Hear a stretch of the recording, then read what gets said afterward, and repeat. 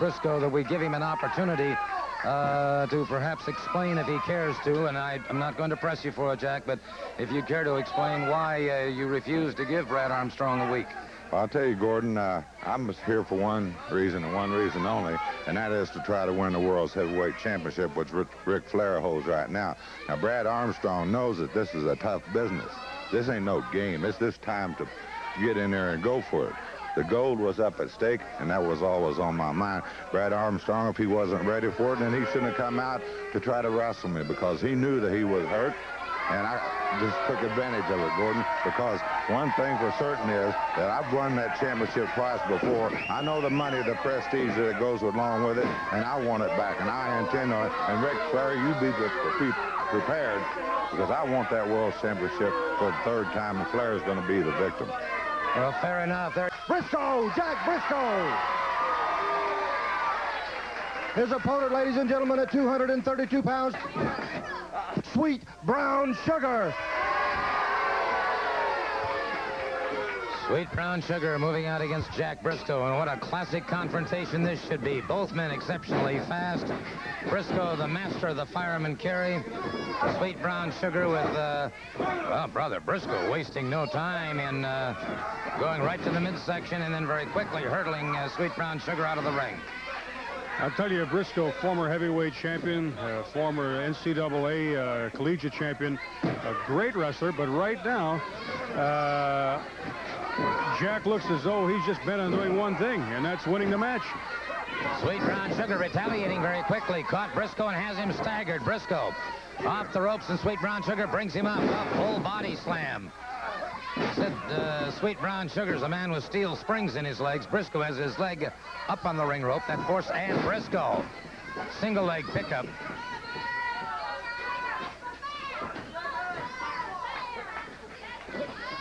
Briscoe, a four-letter athlete throughout his high school career. Went to Oklahoma State on a wrestling scholarship. Just a great, great competitor. Say a special hello to David Phillips, who's recuperating in the hospital after a car wreck. There's Dave, recovers in a hurry.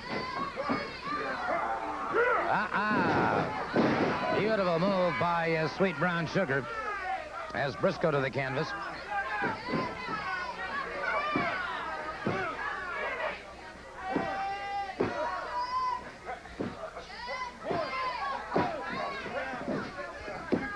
Sweet Brown Sugar keeping the side headlock on Jack Briscoe. Remember now, this is another in the elimination tournament matches to determine who will go against the world heavyweight champion Ric Flair. Sweet Brown Sugar with the side headlock. Jack Briscoe trying to move out, trying to up into a top wrist lock, and it was Briscoe. Like it or not, he got some extra leverage that time.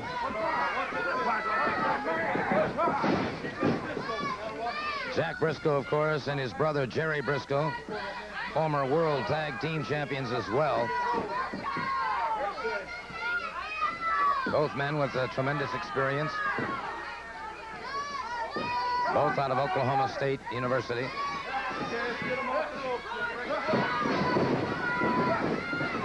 Sweet Brown Sugar up and over his man. Good counter by Sweet Brown Sugar.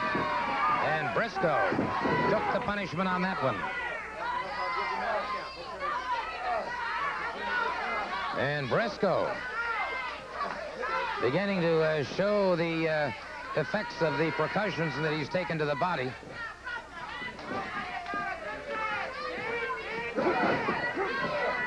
Sweet Brown Sugar getting the side headlock once again. Again, Sweet Brown Sugar with a hip lock takedown. Sweet Brown Sugar has been very consistent in his approach against this former world heavyweight champion.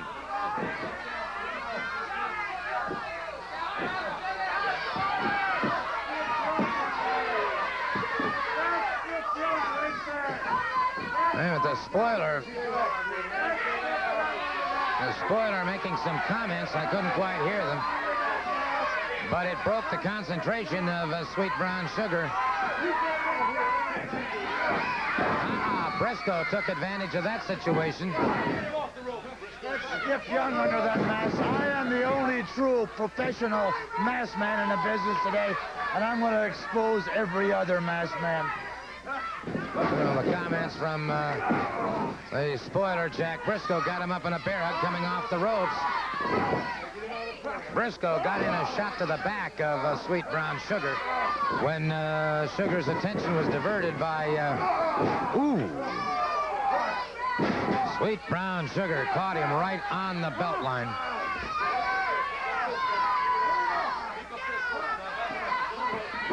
And Briscoe escaping outside the ring. And again, Briscoe may be trying to break the momentum of Sweet Brown Sugar.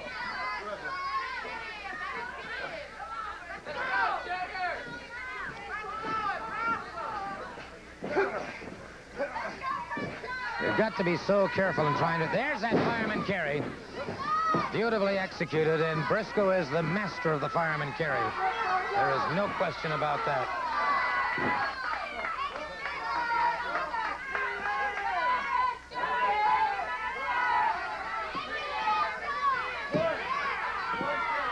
Heard from my good friend Mike Johnson up around Grand Rapids, and of course the offshore powerboat season getting underway. And it is Nick Patrick checking those shoulders. Briscoe trying to keep that pressure on him. Briscoe caught that time. Sweet Brown Sugar gets a full body scissors on Jack Briscoe. As I've said about Sweet Brown Sugar, those extremely powerful legs. He's utilizing them here, forcing the air out of Jack Briscoe.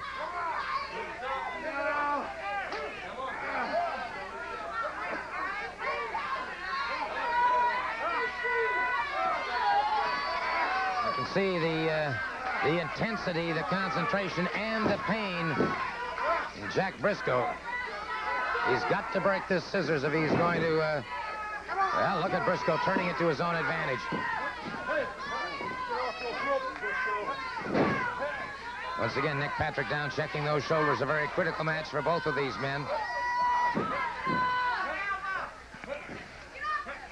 Referee checking those shoulders again, and Briscoe manages to get that shoulder off.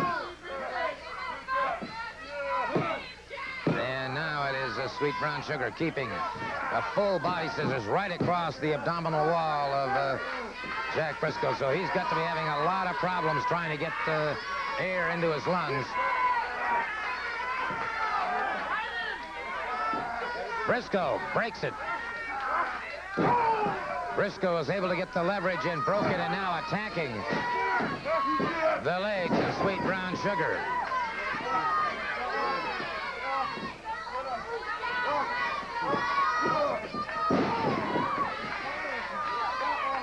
Briscoe really concentrating on the legs of Sweet Brown Sugar.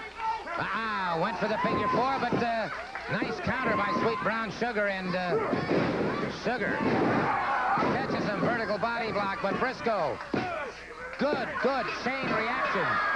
Jack Briscoe slides into a victory. Good counter wrestling by Jack Briscoe. Ivan Putski returns this week to Texas All-Star Wrestling. A big man from Poland. Oh, look at the body on this guy. You talk about staying in good physical condition. You don't see him much better than Ivan Putski as he shakes hands with Jerry Bush. As the referee, Harry Chandler, gives the instructions. Don't forget, Texas All-Star Wrestling Television on the road to the Memorial Coliseum in Corpus Christi on Thursday night, April the 10th. We're all going to be there. Come on out. It's television on the road, Corpus Christi. Bush feels the Polish power as Putski just throws him down.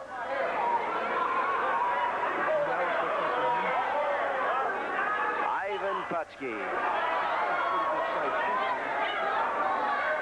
Jerry Bush is no small man. In fact, his weight is probably very close to the same as Ivan Putski. Bush locks up, comes out with a side headlock. Putski reaches down, has Bush up, just drops him into the center of the ring. Ivan Putski showing Jerry Bush what it's all about.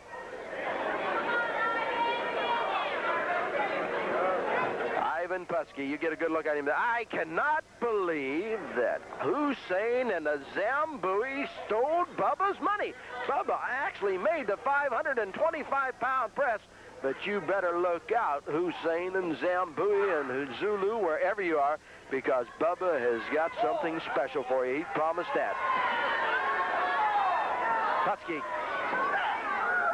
gets one to the throat by Jerry Bush. That's two of them now.